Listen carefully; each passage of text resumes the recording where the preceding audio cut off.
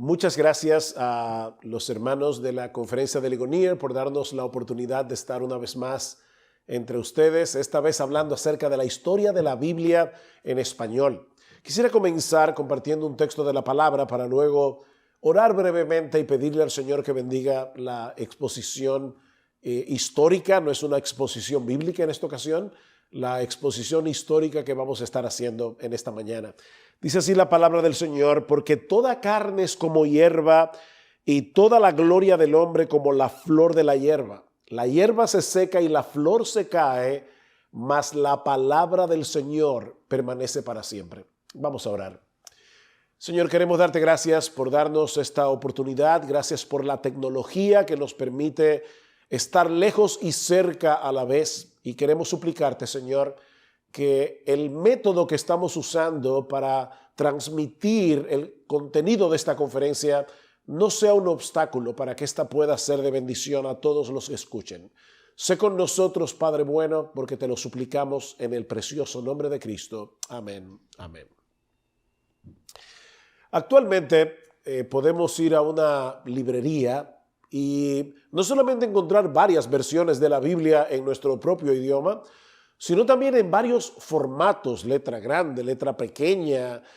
Tenemos mucha variedad en el día de hoy para poder leer las Escrituras, aparte de que la tenemos en dispositivos electrónicos como iPhone, iPad o teléfonos inteligentes.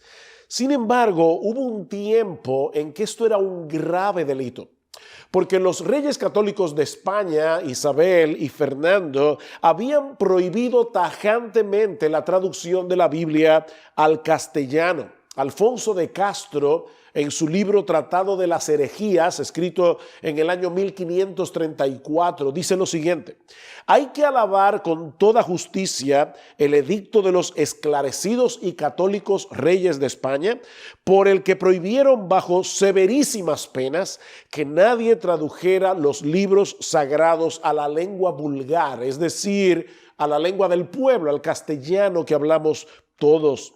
Arriesgarse a traducir la Biblia o poseer la traducción de una Biblia en nuestro idioma era un delito que podía ser castigado con la muerte por la Santa Inquisición. De hecho, Isabel, la católica, había prometido en su juventud a Tomás de Torquemada, que fue uno de los inquisidores más duros que tuvo España, que si llegaba al trono, ella dedicaría su vida a extirpar la herejía para la honra de Dios y glorificación de la Iglesia Católica. Este trasfondo histórico nos da una idea del precio que tuvieron que pagar algunos de nuestros padres en la fe para que hoy nosotros pudiéramos tener la palabra de Dios en nuestro propio idioma. Es un enorme privilegio el que el Señor nos ha dado a los creyentes de esta generación.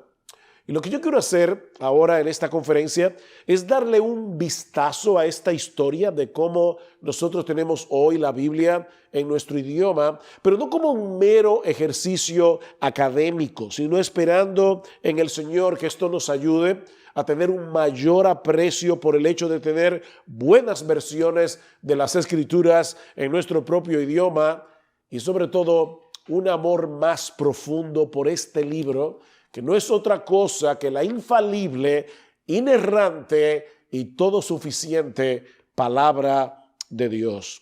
Para hablar de las traducciones de la Biblia que hoy conocemos, debemos retroceder en el tiempo a mediados del siglo XV, cuando los turcos conquistaron la ciudad de Constantinopla, el último vestigio que quedaba del Imperio Romano antiguo, en el año 1453.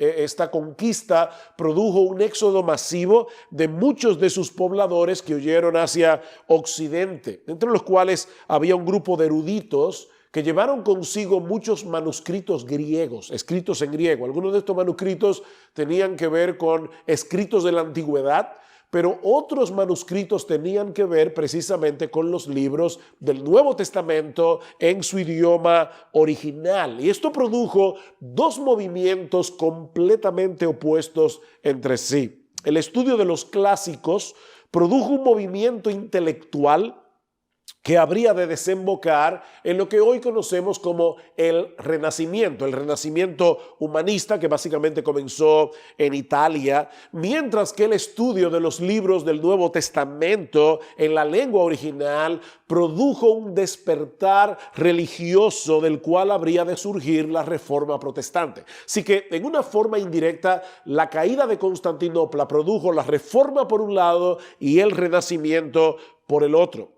Concomitante con la caída de Constantinopla, 2 años más tarde, en el año 1455, Gutenberg publica el primer libro impreso con caracteres móviles, iniciando así la era de la imprenta. Y eso iba a permitir en Europa un acceso mucho más amplio a la literatura escrita, y eso iba a jugar un papel sumamente importante en el avance de la Reforma. Unos años más tarde, en el 1516, Erasmo de Rotterdam publica su Nuevo Testamento en griego en la ciudad de Basilea, lo cual sirvió como un gran estímulo para el estudio del Nuevo Testamento en su idioma original. Ahora marquen esa fecha, 1516, es decir, un año antes de que Lutero clavara sus famosas 95 tesis en la puerta de la Catedral del Castillo en la ciudad de Wittenberg, en Alemania, dando inicio, sin saberlo, a la Reforma protestante. Es a partir de entonces que comienzan a aparecer las primeras traducciones al español, comenzando con la de Juan de Valdés. Este era un discípulo de Erasmo, que tuvo que huir de España alrededor del año 1529 porque fue denunciado a la Inquisición luego de haber publicado un libro titulado Diálogo de Doctrina Cristiana. Valdés huyó hacia Italia, encontrando refugio finalmente en la corte de Nápoles, donde tradujo Mateo, Lucas, los escritos de Pablo, exceptuando la carta a los Hebreos, que no sabemos exactamente quién la escribió, y los Salmos. Y es interesante notar que algunos comparan la pureza del lenguaje de Juan Valdés con el de Cervantes, el autor del famoso Quijote de la Mancha. Unos años más tarde, en el 1453, Francisco de Encinas, con apenas 20 años de edad, publica en la ciudad de Amberes su traducción del Nuevo Testamento completo, del cual existen muy pocas copias en el día de hoy, porque tan pronto salió de la imprenta, los libros fueron prohibidos y sacados de circulación. El propio emperador Carlos V, que era Carlos I de España, Carlos V del Imperio Romano, el Sacro Imperio Romano Germánico, nieto de Isabel la Católica, hijo de Juana la Loca y Felipe el Hermoso, un individuo con mucho poder, a quien de hecho Francisco de Encinas le dedica su traducción del Nuevo Testamento. Él mismo se encargó de ordenar que recogiesen toda la edición y que se detuviera su circulación. Un año después de la muerte de Encinas, en el año 1553, 2 judíos publicaron una versión del Antiguo Testamento en español. Esta versión se conoce como la Biblia de Ferrara porque fue dedicada al duque de esa ciudad. Ahora, por supuesto, esta publicación se hizo fuera de España, en Italia, donde la Inquisición en España trabajaba con mano de acero y sin contemplaciones, dice un historiador, y no dejaba ni a judíos ni a protestantes más opción que la hoguera o el destierro. 3 años después apareció en Venecia otro Nuevo Testamento traducido por un personaje crucial en esta historia, Juan Pérez de Pineda.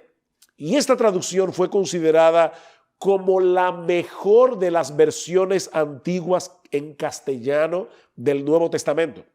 Esta versión del Nuevo Testamento fue introducida en España de contrabando, promoviendo un incipiente movimiento reformador entre los españoles, siendo uno de sus principales contrabandistas un hombre llamado Julián Hernández, del que voy a hablar ahora un poco más extensamente. Este hombre iba a jugar un papel extremadamente importante en la historia de la versión de la Biblia más usada por el pueblo hispanoparlante desde entonces, la famosa Reina Valera, versión Reina Valera, que es la que ahora vamos a considerar. Pero quería darles este esbozo histórico para que entiendan que antes de la Reina Valera ya habían algunas versiones en español, tanto del Nuevo Testamento como el Antiguo Testamento, en el caso de la Biblia de Ferrara. Como hemos dicho ya, la Inquisición tenía puestos de revisión en todos los caminos en los que las personas se introducían en España para que la palabra de Dios no fuera introducida a escondidas en terreno español. Los reyes católicos habían colocado funcionarios aduanales en todos los puertos marítimos, en todos los pasos terrestres, con autoridad para revisar todo paquete y toda persona que entrara en el reino. En ese tiempo, Juan Pérez de Pineda vivía en Ginebra, donde Juan Calvino estaba siendo ampliamente usado por el Señor en el proceso de reforma de la iglesia en aquella ciudad que se había convertido en un refugio para muchos cristianos que habían huido de sus países para escapar de la Inquisición. Un día se presentó a la puerta de la casa de Juan Pérez un hombre de apariencia muy extraña. Era bajo de estatura y aparentemente jorobado. Más tarde, Juan Pérez diría de él que tenía el cuerpo tan macilento que parecía piel y huesos. Este hombre se llamaba Julián Hernández, pero era conocido como Julianillo porque era pequeño de estatura. Julianillo Hernández había viajado mucho por todo el continente y había trabajado en imprentas alemanas y en los Países Bajos, donde la reforma protestante tenía mucha fuerza. Y algunos suponen que fue precisamente en el contexto de su trabajo que Julianillo Hernández entra en contacto con el verdadero evangelio de Jesucristo y se convierte al Señor. Así que Julianillo le ofrece a Juan Pérez servirle de amanuense y corrector de pruebas de la Biblia en la que Juan Pérez estaba trabajando. Pero al plantearse el problema de cómo introducir las Biblias en España, Julianillo se ofrece a hacerlo él mismo de contrabando. Y para esto, muy ingenioso y creativo, consiguió unos barriles de vino que tenían doble piso debajo, colocando las Biblias en ese compartimiento secreto. Y tomando la vía de Flandes, se dirigió hacia España con tal sagacidad y sangre fría que pudo burlar todos los puestos de vigilancias de la Inquisición. Así llegó a Sevilla y depositó los Nuevos Testamentos de Juan Pérez de Pineda en la casa de Juan Ponce de León para que éste se encargara de distribuirlos.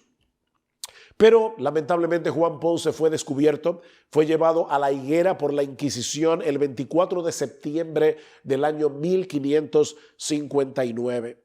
Pero esto no frena a Julianillo, que continúa introduciendo los Nuevos Testamentos mientras vende telas para ocultar su verdadera identidad y su verdadero trabajo.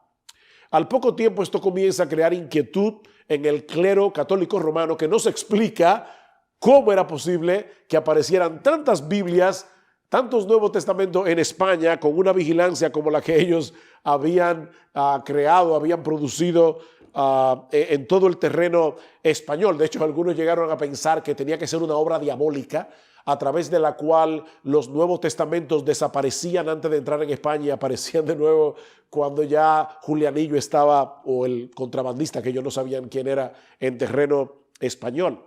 Pero finalmente Julianillo Hernández fue traicionado por un herrero que le mostró a un sacerdote el Nuevo Testamento que éste le había obsequiado. Así que fue apresado y conducido a las cárceles del Santo Oficio en Sevilla, donde la Inquisición fue practicada con más dureza casi que en todo terreno español. En ningún momento Julianillo ocultó su fe, ni tampoco el hecho de que había sido él quien había introducido estos libros en España. Y a pesar de que lo torturaron sistemáticamente, nunca reveló ninguno de los nombres de los evangélicos españoles. De hecho, dice la historia que con los miembros dislocados, él animaba a otros presos, cantando canciones en contra de los frailes y al mismo tiempo arengando a sus hermanos a que se mantuvieran fieles al Señor en medio del sufrimiento. Lo mantuvieron en la cárcel de la Inquisición por 3 años y finalmente fue sentenciado a la muerte. Y cuentan los historiadores que cuando fue llevado a la hoguera, él mismo ponía algunos pedazos de leña encima de su cabeza. Julianillo es importante en esta historia porque uno de los depósitos que él usaba para ocultar su preciosa mercancía de Biblias en español era un convento de frailes jerónimos ubicado cerca de Sevilla, llamado el convento de San Isidoro en Santiponce, donde vivían en comunidad unos 40 monjes. En la época de la que estamos hablando, en este convento se encontraba García Arias, quien era el tutelar del convento, quien era el prior de la institución y a quien muchos llamaban el maestro blanco porque era albino. Este dirigía a los frailes en el estudio de las Escrituras y muchos de ellos fueron guiados a Cristo y fueron llevados a abrazar la reforma por medio de su predicación. Cuando Julianillo fue apresado, los monjes que habían abrazado el evangelio sabían que ya la Inquisición estaba detrás de ellos, que les quedaba poco tiempo y ellos deciden escapar del convento de San Isidoro. Y es así como en el año 1557, 12 monjes decidieron abandonar el convento y huir de la Inquisición. Entre estos monjes estaba Cipriano de Valera, Casiodoro de Reina y otro reformador español que lamentablemente hoy día no se conoce tanto, Antonio del Corro, pero fue uno de los personajes más importantes en la historia de la reforma pequeña que hubo en España en esa época. ¿Quién fue Casiodoro de Reina? Casiodoro nació probablemente en Sevilla o en sus alrededores en el año 1520. Se unió al convento de San Isidoro siendo un joven de apenas unos 10 años de edad. Eso era muy común en esa época. No sabemos con exactitud cómo fue su conversión, pero sí sabemos que comenzó a estudiar las Escrituras desde muy joven. Antes de huir del convento en el año 1557, estos 12 frailes habían acordado que se iban a encontrar en Ginebra al año siguiente, como de hecho hicieron. Pero por algunos inconvenientes, Casiodoro decide trasladarse a Frankfurt en el año 1558, no sin antes comenzar su traducción del Antiguo Testamento al español. La idea de Casiodoro era traducir el Antiguo Testamento para unirlo con el Nuevo Testamento de Juan Pérez de Pineda y así tener toda la Biblia en español. En el año 1559, estando ya Isabel I en el trono de Inglaterra, Casiodoro se dirige a Londres con otros 3 fugitivos del monasterio, entre los cuales estaba Cipriano de Valera. Allí se encuentra con un grupo de españoles que habían buscado refugio en Inglaterra y nombran a Casiodoro como su pastor. En esa misma época comienza a hacer gestiones para publicar su versión de la Biblia, el Antiguo Testamento, en lengua castellana, por lo cual escribe una carta a su amigo Antonio del Corro, recuerdan, ex monje en San Isidoro, indagando sobre las posibilidades de publicar esta Biblia en el continente, aunque obviamente no en territorio español. Este le responde que se dirija a Francia, llevando consigo a Cipriano de Valera como corrector, ya que tenía un impresor, que se había ofrecido para llevar a cabo el trabajo. Lamentablemente esa carta nunca llegó a la mano de Casiodoro, porque el embajador español en Inglaterra le había escrito al rey Felipe II de España, hijo de Carlos V, informándole de los planes de Casiodoro de publicar la Biblia en español, en castellano. Este le pidió que buscara la manera de hacerle salir de suelo inglés para así poder echarle mano.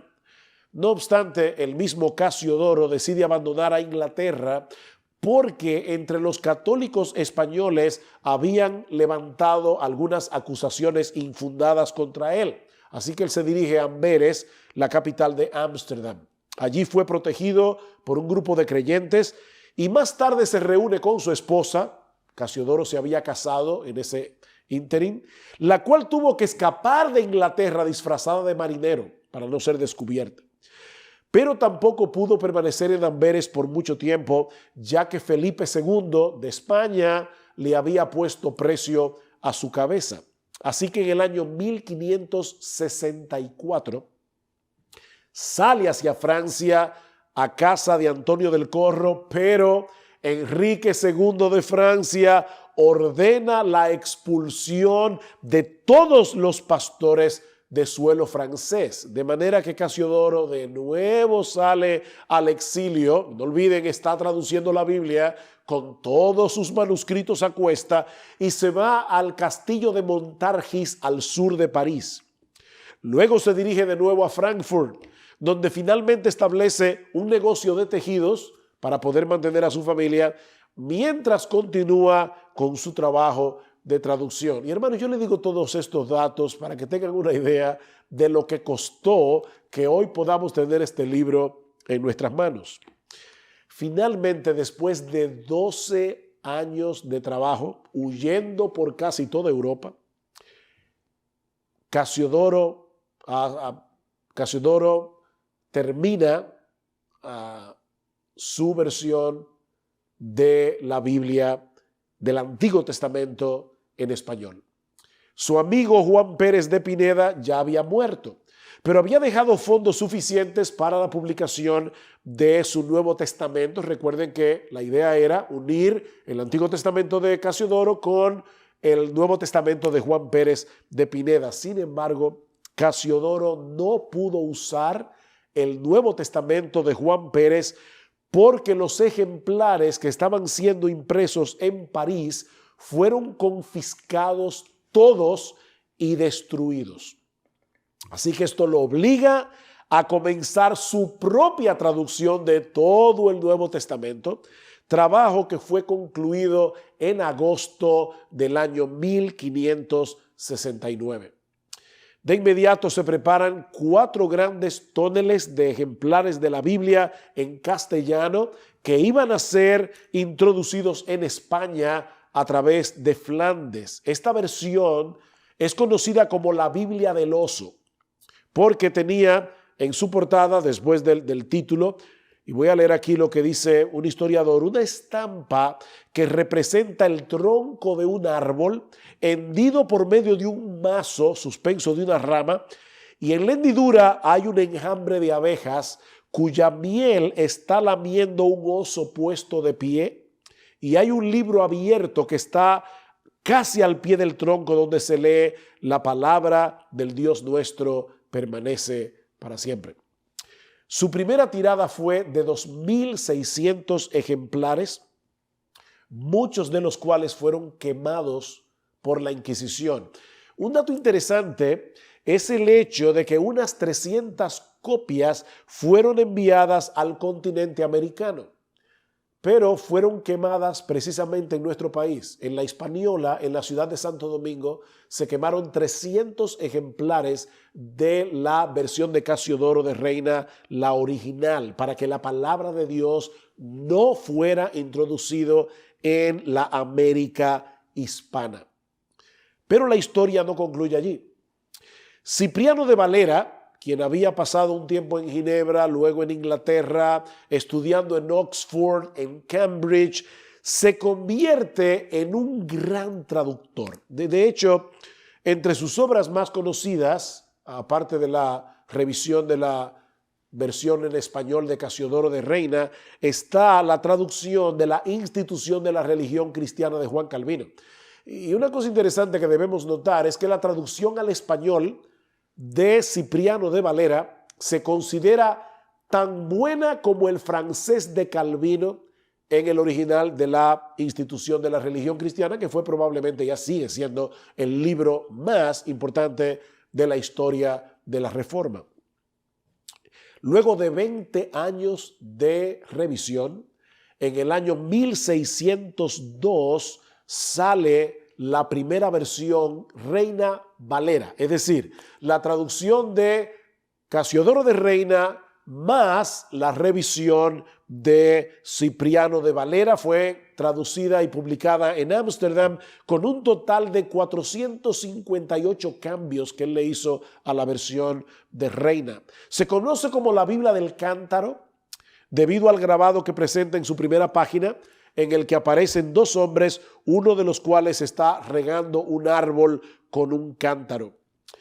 La obra Reina Valera, la obra de Reina y Valera, perdón, es considerada como una joya de la lengua castellana. No en balde, nuestra versión más conocida en español fue traducida en lo que se conoce como el Siglo de Oro español.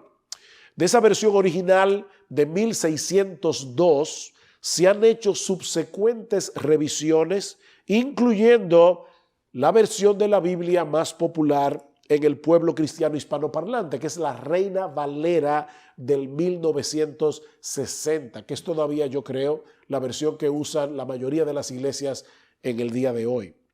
Esta versión de la Biblia que hoy conocemos como Reina Valera es considerada como una de las mejores versiones que existen en lengua castellana. El escritor Manuel Pérez del Busto le dedica a la Reina Valera este poema. Oh singular Casiodoro, que de un modo inteligente nos has llevado a la fuente que emana palabra de oro. Todo su inmenso tesoro, tan divino y tan humano, recogió tu noble mano con tal especial intento que lograste un monumento con la Biblia en castellano. Ahora, la Biblia no se queda anclada en la versión Reina Valera. Los idiomas vivos son dinámicos, van cambiando con el tiempo. Si hoy leemos el Quijote de la Mancha tal como lo escribió Cervantes, probablemente no vamos a entender mucho.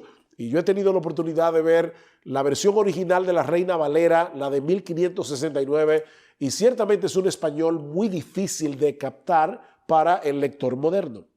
Aparte de los nuevos manuscritos de las escrituras que se han descubierto a partir del siglo XIX. Es por eso que se requiere que las traducciones del texto bíblico sean revisadas y actualizadas con el tiempo.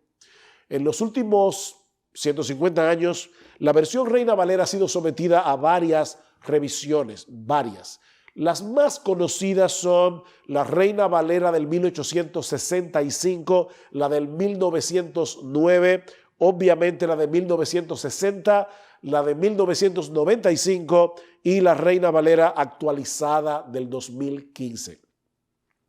También debemos mencionar que la Iglesia Católica ha producido una serie de versiones de la Biblia en español.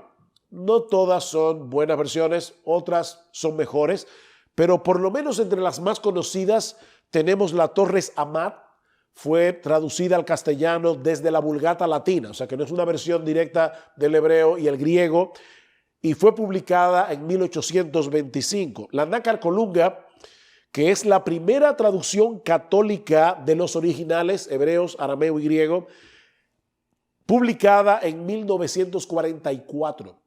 La Bober Cantera, publicada en 1947, la Biblia de Jerusalén, publicada en 1967, y la Biblia Latinoamericana, publicada en Chile en 1972. Yo no estoy endosando todas estas versiones, estoy simplemente diciendo son versiones católicas que se han producido en el mundo hispano.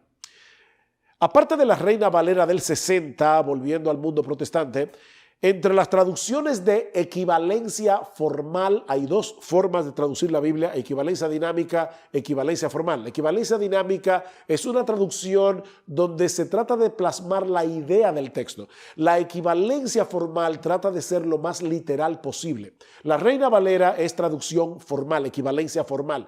Y entre estas versiones que donde se traduce lo más literal que se puede, debemos mencionar ahora para terminar la Biblia de las Américas.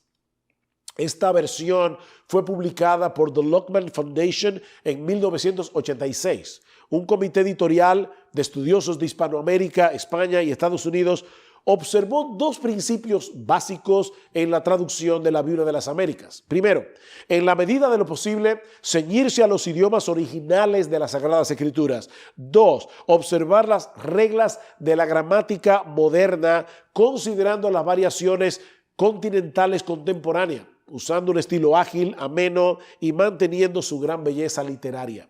En el año 2005 se publicó la Nueva Biblia de las Américas, la NBLA, la cual utiliza los mismos principios de la traducción que la Biblia de las Américas, pero con un español moderno, contemporáneo, como el que se habla en América Latina.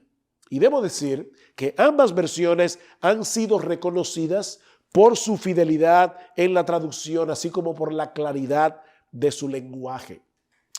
En conclusión, mis hermanos, debemos darle muchas gracias al Señor por los hombres que Él ha usado a través de la historia para que hoy podamos tener el tesoro incomparable de contar con la palabra de Dios en nuestro propio idioma.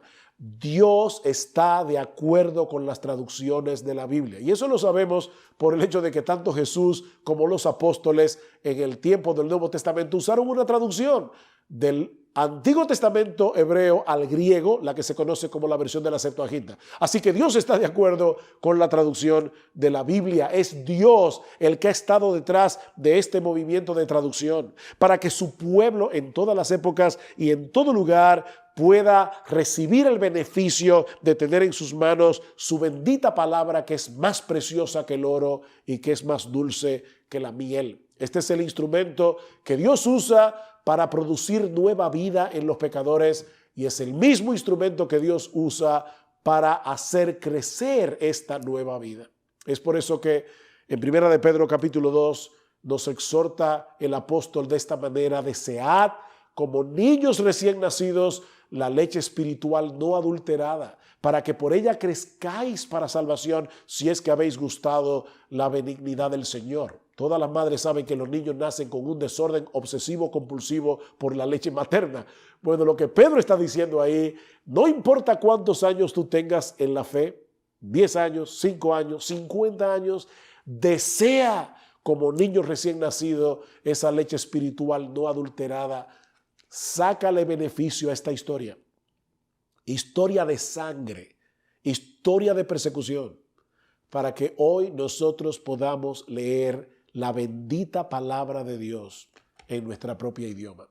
Que el Señor bendiga este tiempo de conferencia, que el Señor bendiga esta exposición para llevarnos a apreciar el tesoro que nosotros tenemos en nuestras manos.